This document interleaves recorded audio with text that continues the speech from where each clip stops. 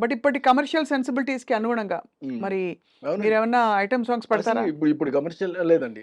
Item song జోలికి వెళ్ళే ప్రసక్తే లేదు. ఐటెమ్ సాంగ్స్ నేను కూడా పెట్టాను సార్. హ్మ్. పెట్టానండమ్మా హ్మ్. నేను కూడా. బాబు మోహన్‌తో పాట పెట్టాను.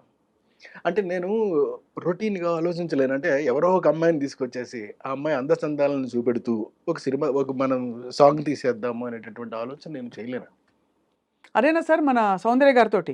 సౌందర్య గారితోటి బాబు మోహన్ ఆ పాట చినుకు చినుకు సెన్సేషనల్ హిట్. అందెలతో చిటపటి చిరు సవ్వడితో అదే కదా? అదే. మరి అది ఏకంగా అది సెపరేట్ సాంగే గదా! అంతే. కానీ అది తెలీదు అలాగా. అంతే కదా సార్. ఆయన బాబుమోహన్ గారు ఎంత పొంగిపోయారు సార్ ఆయన ఇంటర్వ్యూ ఆ! చేసినప్పుడు ఈ పాట మీరు అవును. పెట్టించారని ఆయనకి. ఆయన మీద ఒక హోల్ సాంగ్ సీక్వెన్స్ పెట్టడం అనేది. హ్మ్. ఎక్కడికో వెళ్ళిపోయిందండి అది. అవును.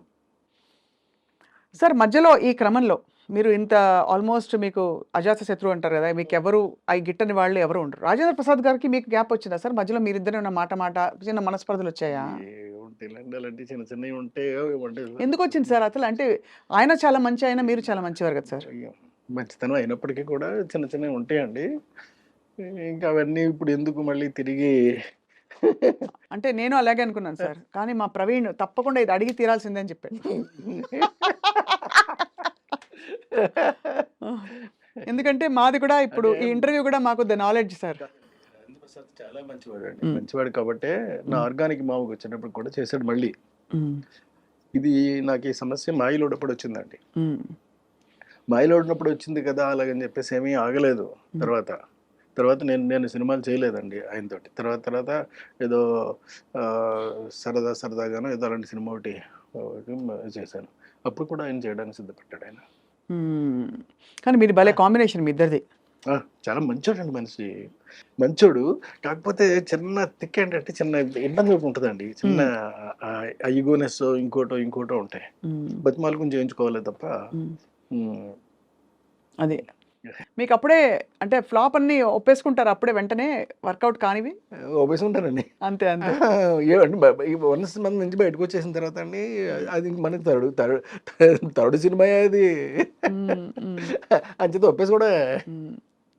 సో, అలా అందుకనే మీరు ఐ థింక్ మీ కథ కంటే పెద్దగా హీరో ఉండకూడదని అనుకుని, ఎ అలాంటి వాళ్ళనే మీరు ఎంచుకుంటారు. ఎప్పుడు కథ కన్నా పెద్ద హీరోలు, పెద్ద రేంజెస్ వాళ్ళున్నవాళ్ళు ఉంటే, ఆ రేంజెస్ ఉన్నవాళ్ళు ఏం చెప్తారో అది చేయవలసి వస్తదండి. హ్మ్. ఎక్కడైనా రెసిస్టెన్స్ వచ్చిందా సార్? రాజేంద్ర ప్రసాద్ గారున్నారు. జగపతి బాబు గారున్నారు. లేదండి. ఎక్కడ రాలేదు. ఎక్కడ ఎక్కడ మీకు ఎక్కడ ఎక్కడ ఇబ్బంది? ఎక్కడ అసలు ఎక్కడ ఏ సినిమాలోను ఇంక్లూడింగ్ బాలకృష్ణ యాక్ట్ చేసిన సినిమాలో కూడా అసలు ఎప్పుడు హ్మ్. అందులో ఏదైనా ఒకవేళ మనకు 100 రోజులు ఆడినా గాని సరిగ్గా ఆడలేదేమో అని గనక అనిపిస్తే, హ్మ్. అది నా తప్పే అయ్యుంటది తప్ప ఆయన తప్పు మాత్రం కాదండి. హ్మ్. ఓపెన్‌గా చెప్తానది. ఎస్వి కృష్ణారెడ్డి గారి ఫేవరెట్ అంటే నేను చెప్పంగానే పలికించే యాక్టర్ హ్మ్. అనంటే ఎవరి పేరు చెప్తారు? ఎందుకంటే అందరూ మ కుటుంబ కథా నేపథ్యంలో విడిపోయి కామెడీతో కూడా విడిపోయి టైమింగ్‌తో మళ్ళీ సెంటిమెంట్ పండించే అంటే యాక్టర్ అండ్ యాక్ట్రెస్. నాకు సౌందర్య గారు చాలా ఇష్టం సార్ మీ సినిమాల్లో. అవునండి. సౌందర్య గారు ఇష్టమే, ఆమని ఇష్టమే. హ్మ్. మీరు సౌందర్య గారు, ఆమని చెప్పామనుకోండి మీరు, హ్మ్. Who is the best actress మీరు చెప్పలేరే. చెప్పలేం. ఎవరికి ఏ వారే. ఆ! ఎవరికి వారే. ఏమన్నా తీరే. అంతే గదా! అంటే చివరికొచ్చేటప్పటికి అదే ఉంటది కదా! అవునవును. అలాగా మనం ఇటు 'జగపతి బాబు' చేశాడు నా సినిమాలో. 'ఆలీ' చేశాడు. యమలీల. ఆ! ఆ! ఆ తర్వాత మన 'శ్రీకాంత్' చేశాడు. హ్మ్. ఇంతమంది చేసినటువంటి సినిమాలలో ప్రతి దాంట్లోనూ కూడా సినిమాయే పండింది తప్ప అంటే ఆ కంటెంట్ చూసి జనం యెస్ శభాస్ రే కృష్ణారెడ్డి అన్నారే తప్ప ఎవరు ఒక్కళ్ళు కూడా వేలెత్తి చూపించలా. వీలైతే చూపెట్టలేదండి. హ్మ్. మీరు ఫ్యామిలీ బాయ్‌గా తీర్చిదిద్దిన అంటే అప్పటికే ఆయన ఎస్టాబ్లిష్ అవుతున్నారు 'జగపతి బాబు' గారు. హ్మ్. ఇప్పుడు మోస్ట్ సాట్ ఆఫ్టర్ చెడ్డ విలన్. యాహ్! అంటే బ్యాడ్ మంచి విలన్. డెబోనైర్ మంచి ఒక హ్యాండ్సమ్ అండ్ చాలా చెడ్డ విలన్. అవును. ఎలా అనిపిస్తుంది సార్ చూసి మీకు? ఆయన చూసినప్పుడు మన 'జగపతి బాబు' ఇలా ఉన్నారని. పర్లేదండి. అంటే ఏ ఏ పాత్ర వస్తే ఆ పాత్రలో వేసుకుంటాను. నేను పాత్రను పాత్రలాగే చూస్తాను తప్ప ఆ క్యారెక్టర్ ఆయన యాక్ట్ చేస్తున్నాడు ఆయన అంతే అంతవరకే. బట్ టు బి ఫ్రాంక్ ఈ మధ్య మీరేమన్నా ఫ్యామిలీ మూవీ చూసారా సార్? ఉందా? వచ్చిందా అసలు? నాకు తెలీదని కూడా అడుగుతున్నాను. ఫ్యామిలీ మూవీస్ హ్మ్. తగ్గిపోయాయి. ఆ! తగ్గిపోయాయండి. హ్మ్. బాగా తగ్గిపోయాయి. హ్మ్. కాకపోతే ఇప్పుడు నేను చేయబోయేటటువంటి సినిమాలో మాత్రం అండి హ్మ్. హ్మ్, బాగా డిఫరెంట్ కైండ్ ఆఫ్ ఆర్టిస్ట్‌ని సెలెక్ట్ చేసుకుంటున్నానండి. కొత్త వాళ్ళా సార్? కొత్త కాదండి, అస్సలు కొత్త వాడనండి నేను. కొత్తతోటి నేను బాగా కొత్త మీద నేను డిసైడ్ చేయడం కొంచెం కష్టం కావచ్చేమో అని నాకు. అంటే కొందరికైతే చేస్తాను, కాకపోతే కొందరికి చేయలేనండి నేను.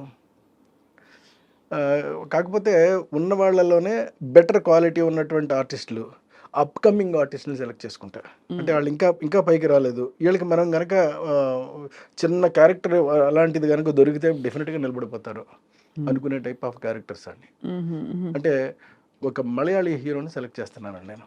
మలయాళీ హీరో ఇప్పుడు అవసరం సార్, ఇంత ఇంత వివాదాల్లో ఉంది మలయాళ చిత్ర పరిశ్రమ. ఎక్కడ ఉన్నాడు నాకు అనవసరం. నాకు ఈ ఈ పరిశ్రమలు ఎలా ఉన్నాయి, ఈ రాజకీయాలు నాకెందుకండి. అంతేనా? నాకు కావాల్సింది నా కథకు అనువైనటువంటి వ్యక్తి. దట్స్ ఇట్, అయిపోయింది అక్కడతోటి. బట్ ఇంత పెద్ద తెలుగులో మీకు దొరకలేదా సార్ మనకి హీరో? ఏది మలయాళం హీరోని ఎంచుకోవడానికి కారణం అడుగుతున్నా సార్, అంటే కారణం ఏంటది? ఏమీ అనుకోకండి సార్, అంటే మీరు ఒప్పుకుంటారో ఒప్పుకోరో తెలియదు కానీ చాలా వరకు ఈ పెద్ద హీరోలు ఇంకా కృష్ణారెడ్డి ఇంకా బాగా కనపడతాడు అనుకో, ఇలాంటి ఆలోచన అండి. కృష్ణారెడ్డి గారి దగ్గర కథ వినాలి అని అంటే, అయ్యి బాబు కృష్ణారెడ్డి దగ్గరికి మన కథ విని మళ్ళీ తీరా నో అని చెప్తే ఎలాగో, అది బాగుంటుందో బాగోదో మనకు తెలియదు కదా అని కొంతమంది.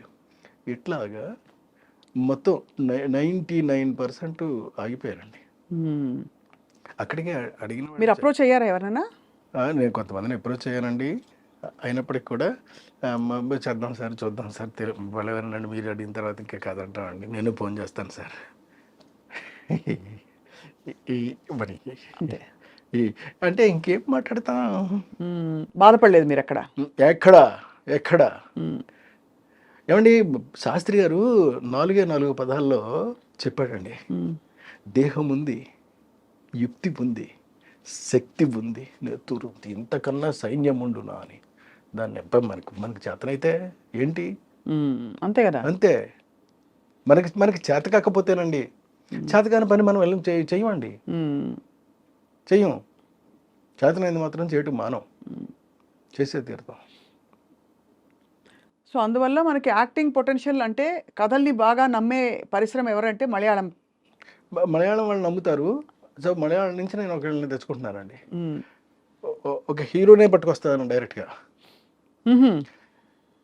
ఒక హీరోయిన్ని RRRలో చేసినటువంటి ఇంగ్లీష్ హీరోయిన్ పట్టుకొస్తున్నానండి. ఓహో, ఆవిడ ఉంటుంది కదా, ఆవిడ క్యారెక్టర్ మారిస్ అండి ఆవిడ పేరు. ఆవిడ్ని ఒక చైనా నుంచి విలన్ పట్టుకొస్తున్నారండి. చైనా నుంచి?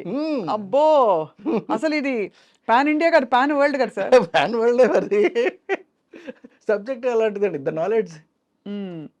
ఏదో ఒక గుప్త రహస్యంతో కూడిన నాలెడ్జ్ ని ఎవరో చౌర్యానికి అనుపమ ఖేర్ని పట్టుకొస్తున్నానండి.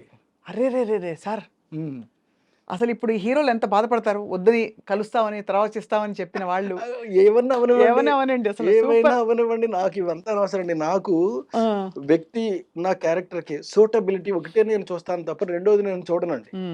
వాడికి డబ్బులు ఉన్నాయా ఉండలేదా, నా డబ్బులు పెట్టాను చేస్తాను నేను, అంతే తప్ప నాకు కావాల్సింది ఇది కాదండి. ఇది యాక్చువల్లీ ఇట్స్ న్యూ జానర్ మీకు, బికాస్ అంటే మాకు తెలియదు కానీ కొంచెం సోషియో ఫ్యాంటసీ దగ్గర దరిదాపుల్లో అనిపిస్తుంది మీరు చెప్తుంటే. I may be wrong. లేదు, సైన్స్ అండి, సోషియో ఫ్యాంటసీ మిక్స్ అవుతూ ఉండేటటువంటి నాలెడ్జ్ అనేటటువంటి సినిమా. అంటే మీరు నాలెడ్జ్ అని చైనీస్ వాళ్ళని పట్టుకొచ్చి అన్ని చేశారంటే తప్పకుండా ఏదో కుట్ర, ఏదో ఒకటి పురాతనమైన రివైవలిజం ఉంటుంది, ఏదో సందర్భోచితమైనటువంటి కుట్ర ఉంటుందండి అందులో, అంతేకంటే. కానీ కృష్ణారెడ్డి గారి సినిమాలో కుట్ర చూడడం బాగుంటుంది, సమయోచితమైన సందర్భ శుద్ధిగా ఉండే కుట్రే ఉంటుంది, మళ్ళీ దానిలో ఏదో ఒక మెసేజ్ కూడా ఉంటుంది కాబట్టి మీరు గీతలు దాటరు.